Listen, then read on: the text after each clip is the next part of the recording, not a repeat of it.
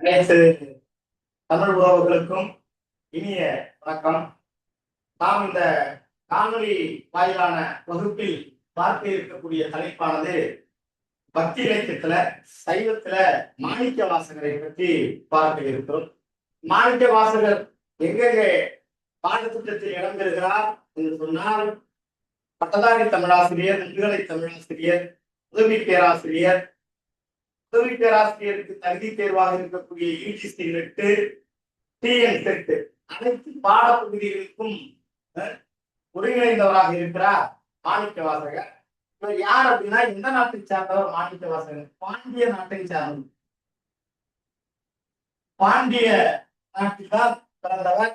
பாண்டிய நாட்டில் உள்ள திருவாதூர், திருவாதூர்ல பிறந்ததால் திருவாத ஊரார் என அழைக்கப்படுகிறார். என்ன மரபு? ஆதி சைவ மரபில் பிறந்தவர். ஆதி சைவ மரபில் பிறந்தவர் மாணிக்க வாசகர். இவருடைய பெற்றோர் என்று சொன்னால் சம்புபாத சாரியர், சம்புபாத சாரியர் சிவஞான அதிகாருக்கும் மகனாக பிறந்தவர்.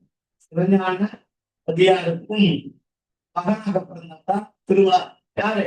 மாணிக்க வாசகர். பாண்டிய நாட்டில் திருவாரூரில் ஆதிசைவ மரபில் சம்புவாத சாரியருக்கும் சிவஞான அதிகாருக்கும் மகனாக பிறந்த மாணிக்க வாசகர். அடுத்தது இவர் எந்த நூற்றாண்டு அப்படின்னா, இவர் 9ஆம் நூற்றாண்டு சேர்ந்தவர். 9ஆம் நூற்றாண்டில் வரகுண பாண்டியன் காலத்தை சேர்ந்தவர். வரகுண பாண்டியன், வரகுண பாண்டியன் காலத்தை வச்சுதான் மாணிக்க வாசகர் பிறந்தது 9ஆம் நூற்றாண்டு. இந்த தென்னவன் பிரம்மராயன்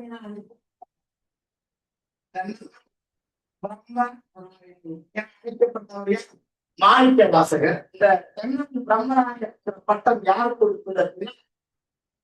அரிவர்த்தன பாண்டியன் கொடுத்தான். மாணிக்க வாசகருக்கு அரிவர்த்தன பாண்டியன் வழங்கிய பட்டம் என்ன அப்படின்னா தென்னவன். இவர் எங்க உபதேசம் பெறுகிறார் அப்படின்னா, திருப்பெருந்துறையில குருந்தாமனத்தின் அடியில் தான் உபதேசம் பெறுகிறார் மாணிக்க வாசகர். திருப்பெருந்துறையில்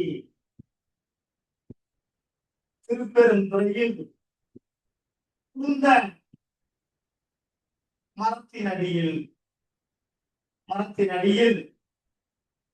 உபதேசம் பெற்றவர். யார் என்று சொன்னால் மாணிக்க வாசகர். திருப்பெருந்துறையில குருந்த மரத்தின் அடியில உபதேசம் பெற்றவர் மாணிக்க வாசகர். இவர் குதிரை வாங்கும் பணத்தை என்ன பண்ணார்? சிவபணிக்கே செலவிட்டார். குதிரை வாங்கி சொல்கிறார், இந்த பணத்தை சிவபணிக்கே செலவிட்டார். குதிரை வாங்கும் பணத்தை சிவப்பணிக்கே செலவிட்டவர். சிவப்பணிக்கே செலவிட்டார். யார் என்று சொன்னார்? மாணிக்க வாசகர். நதிகளை பரியலாக்கியவர் மாணிக்க வாசகர். நதிகளை பரியலாக்கியவர் யார் என்று சொன்னார்? மாணிக்க வாசகர். அடுத்தது ஊமை பெண்ணை பேச வைத்தவர். பேசாதிருந்த ஊமை பெண்ணை பேச வைத்தவர் யார் என்று சொன்னால் மாணிக்க வாசகர். அடுத்தது திருவாசகர் பாடல் பார்த்தீங்கன்னா மாணிக்க போல் இருந்தால் இதற்கு மாணிக்க வாசகர் என பெயரிட்டது யார்? சிவபெருமான். இவர் பாடியது திருவாசகம். இந்த திருவாசகத்தினுடைய பாடல்கள் தோன்றி இருந்ததால் மாணிக்க வாசகர் என அழைக்கப்பட்டவர். இவருக்கு மாணிக்க வாசகர்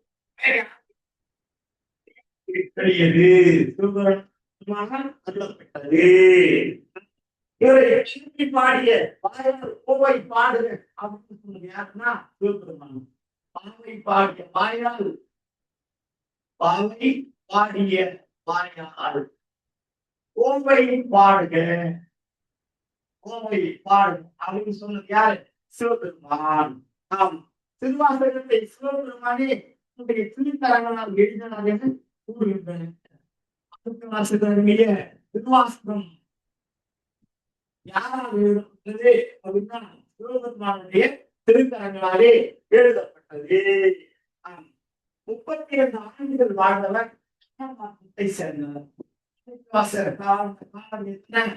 32 ஆண்டுகள் வாழ்ந்தார். மாணிக்கவாசகர் 32 ஆண்டுகள் வாழ்ந்தார். ஞான மார்க்கத்தினை சேர்ந்தார். என்ன மார்க்கம் அப்படின்னா அதற்கு அடுத்தது திருவாசகத்துக்கு முருகா, உருவாசகத்துக்கும் முருக மாட்டாங்க. யார் சொன்னது? பலன். திருவாசகத்திற்கு முருகா, உருவாசகத்திற்கும் முருக மாட்டார்.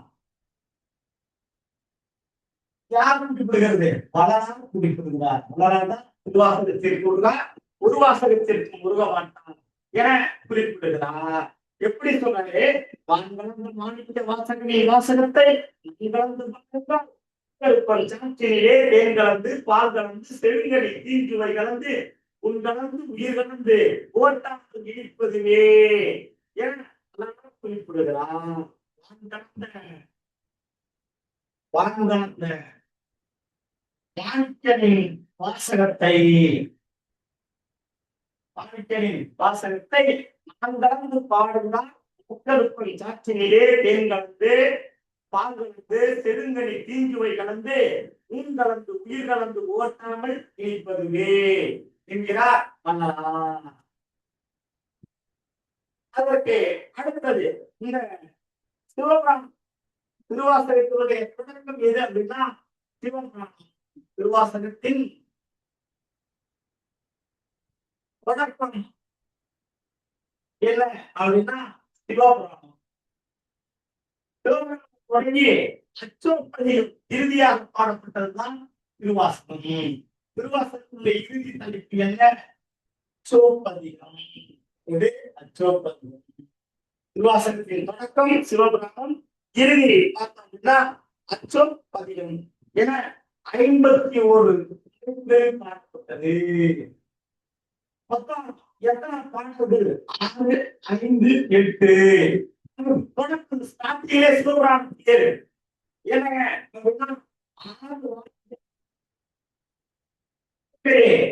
வெளியே 8 போட்டு திருவாசகம். தொடக்கத்திலேயே இத்தனை பாடல்கள். நீங்க பின்னாடி வரக்கூடிய உரையாசிரியர் எழுத்தவர்கள் மட்டும் 552 தவறு வாழ்க இவை பொழுது வாழ்க பூபடியார்ந்த குருமனிதந்தால் வாழ்க ஆபமுமாகி நின்று அன்னிப்பார்ந்தால் வாழ்க 6 வாழ்க 8 போற்றி.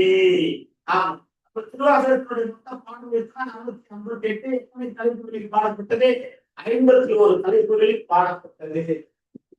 பற்றி எடுத்த உடனே பகவனுக்கு மேலே அதுதான் தொல்லை இருந்திரவி சூடும் தலைவிக்கு ஆனந்தமாக்கியதே எல்லை வருவான் நெறியளித்திரும் திருவாரூரங்கோ.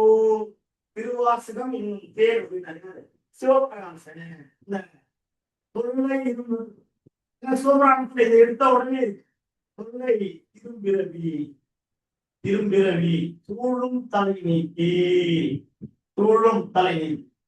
இதுதான் திருவாசகத்துல முதல்ல இது பாடல் யாருன்னா சிவபிரகாசன்.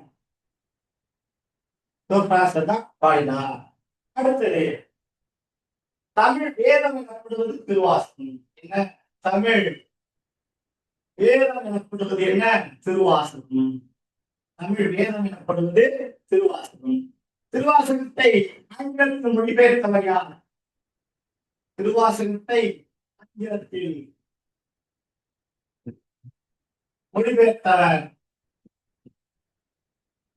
மொழிபெயர்த்தவர் யார் என்று சொன்னால் ஜி.யு. போப்தா திருவாசகத்தை ஆங்கிலத்தில் மொழிபெயர்த்தார். அடுத்தது அம்மானை, திருப்பூவல்லி, திருப்பொற்சின்னம் இவையெல்லாம் திருவாசகத்துல பெண்கள் பாடும் பக்திகள். எது எது அப்படின்னு பாருங்க. அம்மானை, திருப்பூவல்லி, மானை திருப்பூவல்லி, மானை திருப்பூவல்லி அதுக்கு அடுத்தது திருப்பொற்சின்னம். திரு பொற்சின்னம். இதெல்லாம் திருவாசகத்துல பெண்கள் பாடும் பகுதி.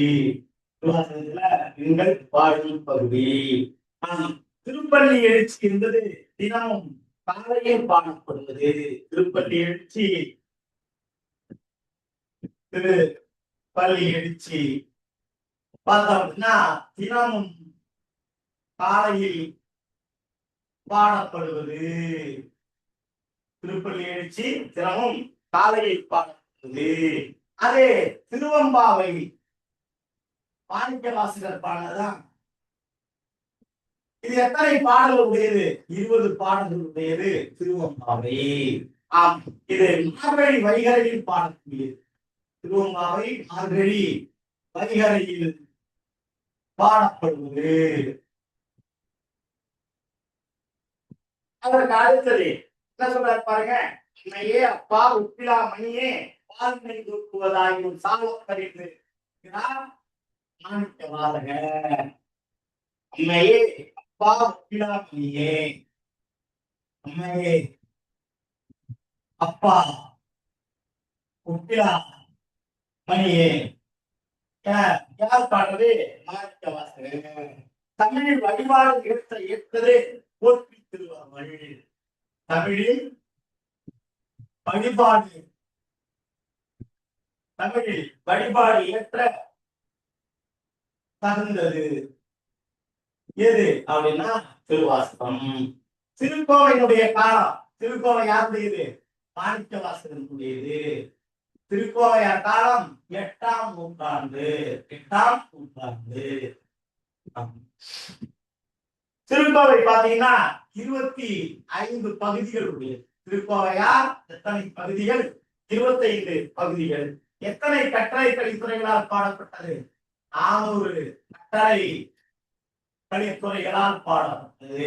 400 கட்டளை கலித்துறைகளால் பாடப்பட்டது திருக்கோவை. இந்த திருக்கோவை தான் என்ன சொல்றான்? ஆரணம், அடுத்தது ஏரணம். ஆரணம், ஏரணம், எழுத்து. ஆரணம், ஏரணம், எழுத்து. காமன் நூல். நூல் என்னெல்லாம் சேர்ப்பிக்கப்படுவது எது அப்படின்னா திருக்கோவையார். மாணிக்கவாசகர் காலத்தில் முதல் நூற்றாண்டு அப்படின்னு யார் சொன்னது? மாணிக்கவாசகர் காலம் முதல் நூற்றாண்டு. மாணிக்கவாசகருடைய காலம் என்ன? முதல் நூற்றாண்டு. இது யார் சொல்ற? சிவக்கொழுந்து பிள்ளை.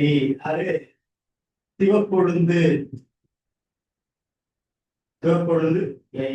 மாணிக்கவாசகருடைய காலம் முதல் நூற்றாண்டு அப்படிங்கிறாரு சிவக்கொழுந்து. அதே 13, 14ஆம் நூற்றாண்டு அப்படி யார் சொல்லுது? காலம் கிபி 13, 14ஆம் நூற்றாண்டு. 13, 14ஆம் நூற்றாண்டு சொல்லுது டாக்டர் ராஸ். டாக்டர் ராஸ். அதற்கு அடுத்தது பார்த்தோம்னா கிபி 3ஆம் நூற்றாண்டு அப்படின்னு யார் சொல்லுவோம்? காலம் கிபி 3ஆம் நூற்றாண்டு என குறிப்பிட்டவர் யார் சொல்லணும்? மறைமலையடிகள். மறைமலையடிகள். அடுத்தது காஸ்தூர் பிள்ளை. மறைமலையடிகள், காஸ்தூர் பிள்ளை. காலம் கிபி 3ஆம் நூற்றாண்டு. அதே மாதிரி கோவை பிரபந்தங்களில் முதலில் தோன்றியது எது அப்படின்னா திருக்கோவை. ஆமா, சிற்றிலக்கியங்கள்ல கோவை இலக்கியத்துல முதலில் பிறந்தது எது? கோவை பிரபந்தங்களில். கோவை பிரபந்தங்களில் முதலில் தோன்றியது திருக்கோவை. திருக்கோவைனா முதலில் தோன்றியது. கோவை நூல்களில் முதல் கோவை எது? பாண்டி கோவை. கோவை நூல்களில் கோவைகளில் முதல் கோவை. கோவைகளில் முதல் கோவை எது அப்படின்னு சொன்னோம்னா பாண்டி கோவை. இது பாண்டி கோவை. அதற்கு அடுத்தது திருவாசகம் திருக்கோவையார் என்ற 8ஆம் திருமுறையை சார்ந்தது. திருவாசகம் திருக்கோவை இரண்டுமே எந்த திருமுறை? 8ஆம் திருமுறை. ஆம், திருவாசகம் திருக்கோவையார் 8ஆம் திருமுறை. அடுத்தது மாணிக்கவாசகர் சம்பந்தர் பிள்ளை. சம்பந்தர் பார்த்தோம்னா பிள்ளை என்கிறோம். அதே சுந்தர தோழன், சுந்தர தோழன் மார்க்கம், அதான் சக மார்க்கம். அடுத்தது அப்பர் தொண்டர் மார்க்கம். அப்பர் தொண்டர், அப்பர் தொண்டர். அதே பார்த்தோம் அப்படின்னா மாணிக்க வாசகர் ஆனவன், மாணிக்க வாசகர், மாணிக்க வாசகர் மகன், சம்பந்தர் பிள்ளை, சுந்தர தோழன், அப்பர் தொண்டர், மாணிக்க வாசகர் ஆனவன். ஆம், நால்வர் பாடியதுதான் சைவ நான்மறைகள் எனப்படுகிறது. ஆம், சைவ நான்மறைகள் அப்படின்னா எதை சொல்லுவோம்? திருவாசகத்தையும் மூவருடைய திருவாசகம் சம்பந்தர், திருநாவுக்கரசர், சுந்தர, மாணிக்க வாசகருடைய திருவாசகம், இதெல்லாம் சைவ நான்மறைகள் என போற்றப்படுகிறது. இதுல சந்தான புறவர்கள் புறவர்கள், சந்தான புறவர்கள், சந்தான புறவர்கள் பார்த்தோம் அப்படின்னா ஏகந்தான், அருள்நந்தி தேவன், அருள்நந்தி தேவன், அருள்நந்தி தேவன், மறைஞான சம்பந்தர், மறைஞான சம்பந்தர், மேகந்தான் அருள்நந்தி தேவர், மறைஞான சம்பந்தர், உமாபதியார். அவங்க 4 பேரும் சைவ சமயத்தவர்கள். இவர்கள் சந்தான புறவர்கள்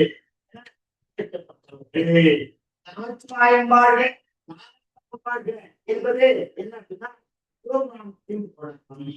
இது நமச்சிவாயம் வாழ்க, நமச்சிவாயம் வாழ்க, ஆனந்தால் வாழ்க. இது என்ன அப்படின்னு சொன்னா சிவபுராணத்தின் தொடக்கம்.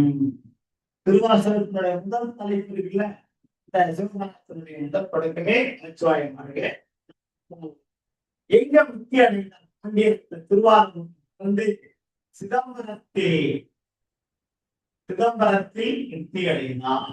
சிதம்பரத்துல முக்தி அடைந்தான். யார் என்று சொன்னார்? மாணிக்க வாசகர்.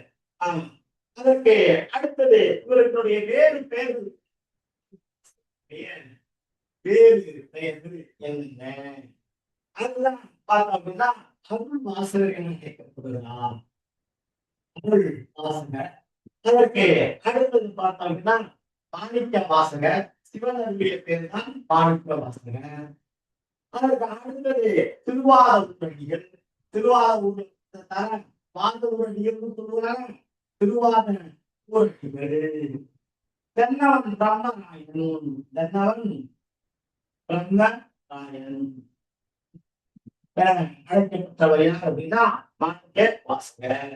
ஆம், இவர் சிதம்பரத்துலதான் இந்த நூல் எங்கே சிதம்பரத்தில் பாடப்பட்டது. மாணிக்க வாசகர் சிதம்பரத்தில் பாடினார். என்ன திருவாசகம். திருவாசகம் பாடப்பட்ட இடம் இதுதான். இங்க புதுக்கோட்டையில் உள்ளது. சிதம்பரத்துக்கு தான் பாடப்பட்டது.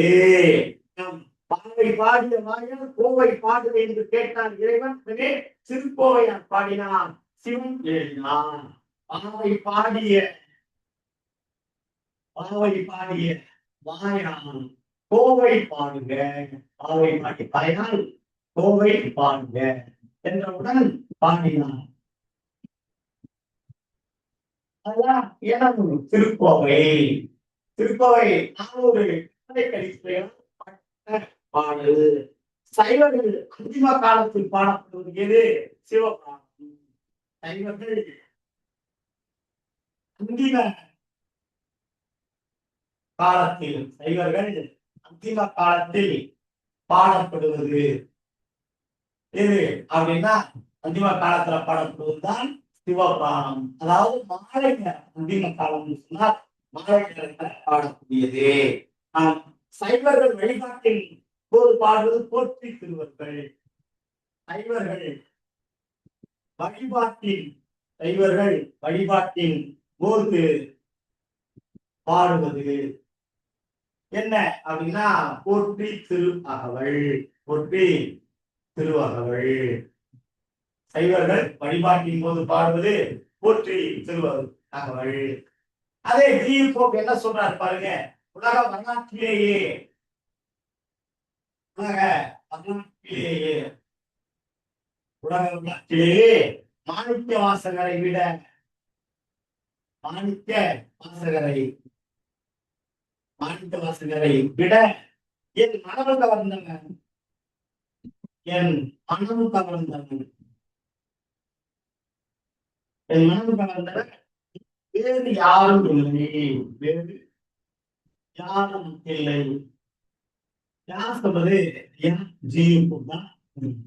என்ன சொல்ற? இந்த உலக வரலாற்றிலேயே மாணிக்க வாசகரை விட என் வந்தவர் வேறு யார் இல்லை. அடுத்தது இந்த பொற்சுண்ணம் அப்படின்னா என்ன அப்படின்னு பாருங்க. இது வல்லை பாட்டு. பொற்சுண்ணம் என்பது வல்லை பாட்டு. அது என்ன வல்லை பாட்டு அப்படின்னா வாசனை கொடி இடிக்கும் போது பாடுவது. வாசனை கொடி இடிக்கும் போது வாசனை கொடி இடிக்கும் போது பாடுவது. அதுதான் பொற்சுண்ணம் என அழைக்கப்படுகிறது. அதே பூவள்ளி அப்படின்னு இந்த பூவள்ளி என்பது பூப்பறிக்கும் போது பாடுவது. பூப்பறிக்கும் போது பாடுவது பூவள்ளி. அடுத்தது ஊசல், ஊஞ்சல் ஆடும் போது பாடுவது. ஊசல் என்பது ஊஞ்சல் ஆடும் போது பாடுவது. ஊஞ்சல் ஆடும்போது பாடுவது அதுதான் ஊசல். அடுத்தது பாவை என்பது இது என்ன? பாவை என்பது பாவையர்கள் பாடும் பாட்டு.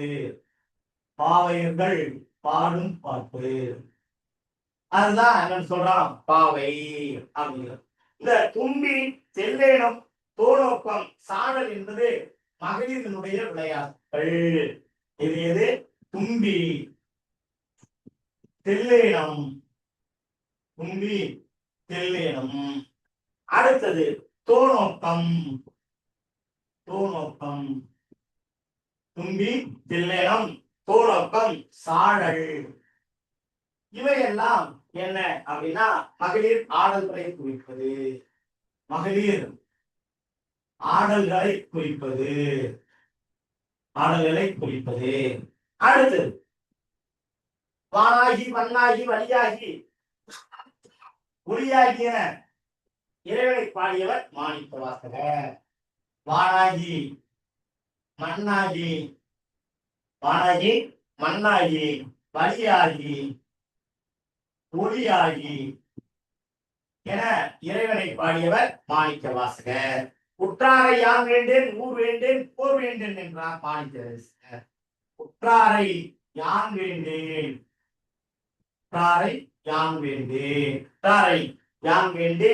அதுவே ஊர் வேண்டேன், யான் வேண்டேன், ஊர் வேண்டேன், பேர் வேண்டேன் என பாடியவர் யார்? மாணிக்க வாசகர். ஆம், புல்லாகி, கூடாய், குருவாய், மரமாகி என குறிப்பிட்டார் மாணிக்க வாசகர். புல்லாகி, கூடாய்,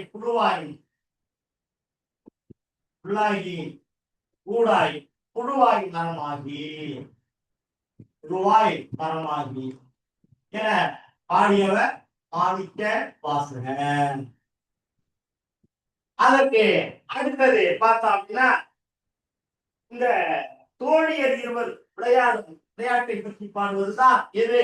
திருச்சாழை. தோழியர் இருவர் விளையாட்டை பற்றி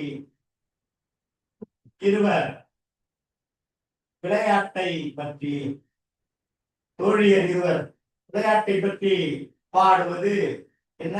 அதுதான் திருச்சாடல். இது திருச்சாடல். அடுத்தது காதல் சுவை மிகுந்த நாட்டு பாடல் திருவாசகத்தில் இருந்தா அதான் தெம்மாங்கு. காதல் சுவை மிகுந்த பாடல் எது அப்படின்னா தெம்மாங்கு. காதல் சுவை மிகுந்த பாடல் தெம்மாங்கு. எண்ணிக்கையுடன் தொடர்புடையது திருவாசகத்துல எண்ணிக்கையுடன் தொடர்புடையது எது? ஏற்றப்பாட்டு. ஏற்றப்பாட்டு திருவாசகத்துல எண்ணிக்கையுடன் பாடக்கூடியது எது அப்படின்னா ஏற்றப்பாட்டு. அதற்கு அடுத்தது இந்த ராவண்டை என்பது இரவில் வரும் நிலவை ஆண்பாராக பாவித்து பெண்கள் பாடுவது. மாணிக்கவாசகருடைய திருவாசகத்துல ராவண்டை இது என்ன? ராவண்டை என்பது இரவில்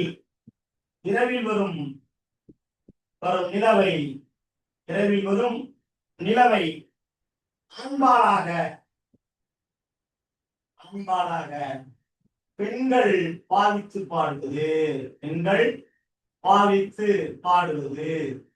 இதுதான் ராவண்டை அப்படிங்கிறது.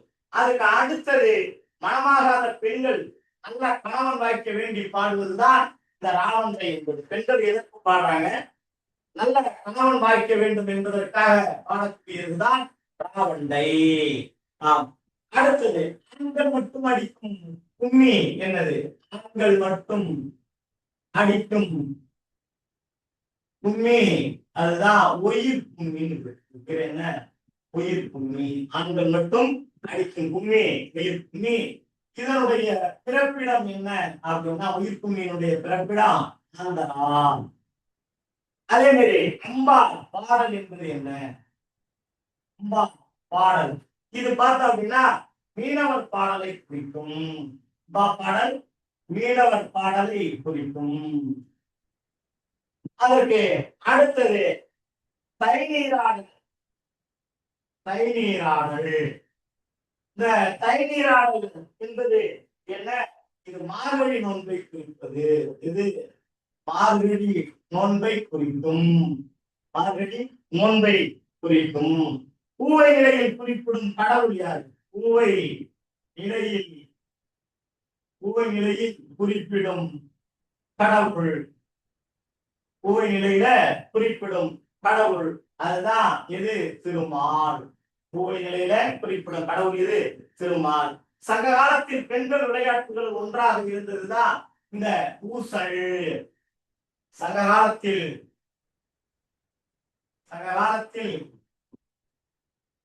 பெண்கள் விளையாட்டாக இருந்தது ஏது அப்படின்னா ஊசல் தான் சங்க காலத்துல பெண்கள் விளையாட்டாக இருந்தது. இந்த ஊசல் வரி பாடல் எங்க காணப்படுகிறது? சிலப்பதிகாரத்துல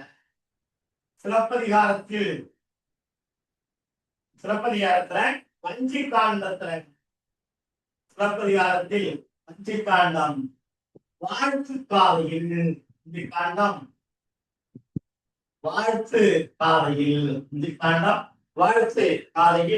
ஊசல் வரி பாடல்கள் காணப்படுகிறது.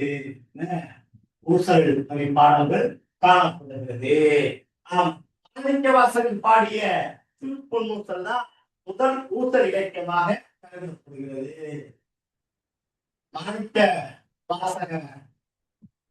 மாணிக்கவாசகர் பாடிய திருப்பொன்னூசல்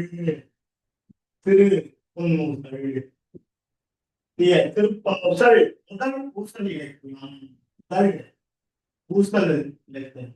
தமிழ்ல முதல் ஊசல் இலக்கியம் எது அப்படின்னா திருப்பொன்னூசல். சுற்றம் சூழ வருவாயாக பாடப்படுவது சுற்றம் சூழ வருவாயாக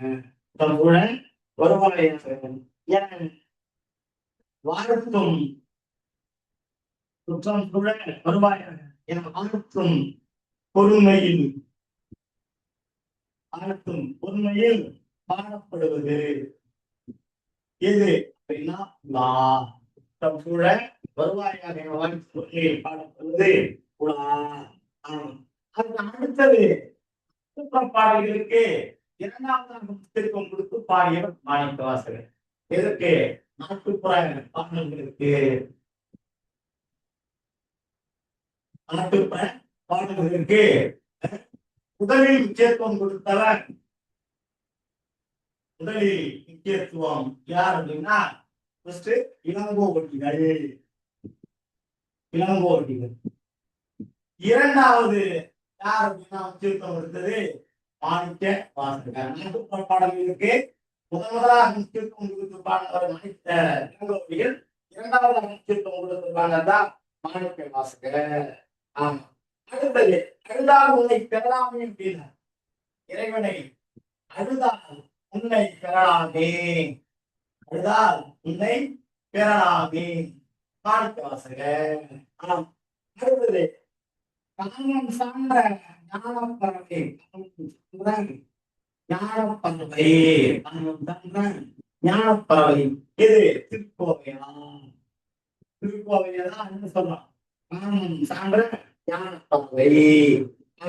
அடுத்தது இந்த மெய்தான் அருந்தி விதித்து உன் விளையாட்டு கைதான் தலை வைத்து கண்ணீர் தருந்தி நெருங்கி உள்ளம் பொய்தான் தவிப்பை போற்றி இசைய போற்று என்றும் கைதான் நெகிழந்தே உடையாய் என கண்டுகொள்ளி. இது எங்கே நடக்கிறது? திருச்சலம். மெய்தான் அருந்தி விதித்து இது இங்கே இடம்பெறக்கூடியது திருச்சலம். திருச்சதகத்துல இடம்பெறக்கூடியது. அடுத்தது பார்த்தோம் அப்படின்னு சொன்னா அன்னையே அப்பா ஒப்பிலாமணி என்பது பிடித்த பத்து. உண்மையே அப்பா ஒப்பிலா மணியே இது பிடித்த பத்துல பாடப்பட்டது. இது என்ன? பிடித்த பத்து.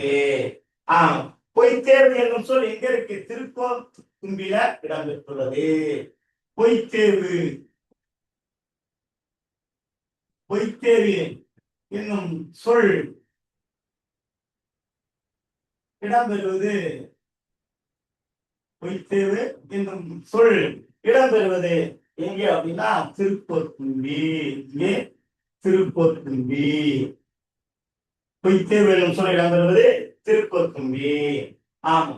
அதற்கு அடுத்தது சாதி குலம் என்னும் சுழிபட்டும் தடுமாறும் அப்படின்னா சாதி குலம் என்னும் சுழிபட்டும் தடுமாறும் ஆதமிழி நாயன் என கூறுகிறார் மாணிக்க வாசகர்.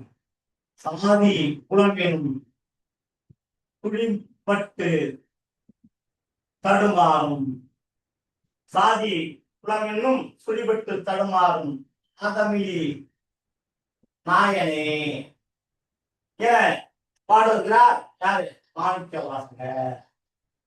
மாணிக்க வாசகர். அதற்கு அடுத்து மாணிக்க வாசகர் கால ஆராய்ச்சி நூலாசிரியர். மாணிக்க வாசகர் கால ஆராய்ச்சி இது யார் எழுதுது? ஐயா மறைமலை எழுதுது.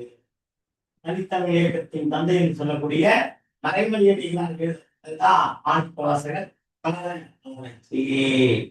அதுக்கு அடுத்தது பார்த்தோம்னா இந்த ராசக்கோவை என்பது திருக்கோவையார். ராசக்கோவை என்பது திருக்கோவை. ராசக்கோவை என்பது திருக்கோவை. அதுக்கு அடுத்தது பாவை பாடிய பாடல்களே லோரி பாவை. பாவை பாடிய பாடல்களையே சொல்றோம் லோரி பாவாய். எங்கே? சயாம் நாட்டில. சயாம் நாட்டில பாவை பாடிய பாடல்களையே லோரி பாவாய் என சொல்லப்படுகிறது. அடுத்தது திண்டிரர் சித்திரர்களை கடைக்கூடை செம்மீன்கள் அப்படிங்கிறாரு மாணிக்க வாசகர். சித்தர்களை பார்த்து என்ன சொல்றாரு? திண்டிரர் சித்திரர்கள். திண்டிரர் சித்தர்களே, திண்டிரர் சித்தர்களே கடைக்கூடை செம்மீன்கள். கடைக்கூடை செங்கீங்கள் என்கிறார் மாணிக்க வாசகர். அடுத்தது தமிழ் இரக்கத்தின் மொழி என்று கூறும் வண்ணம் அந்த நூல் எது அப்படின்னா அது திருவாசகம். ஏன்னா இரக்கத்தின் மொழி அல்லது பக்தியின் மொழி அப்படின்னு சொல்லுவோம் இந்த திருவாசகம். திருவாசகம் மாணிக்க வாசகர் பாடிய திருவாசகம் தான் என்னன்னு சொல்லுவோம். ஆங்கிலம் பார்த்துதான் வணிகத்தின் மொழி. அதே மாதிரி பிரெஞ்சு தூதோட மொழி, லத்தீன் சட்டத்தின் மொழி, தமிழை என்னன்னு சொல்றோம் இரக்கத்தின் மொழி.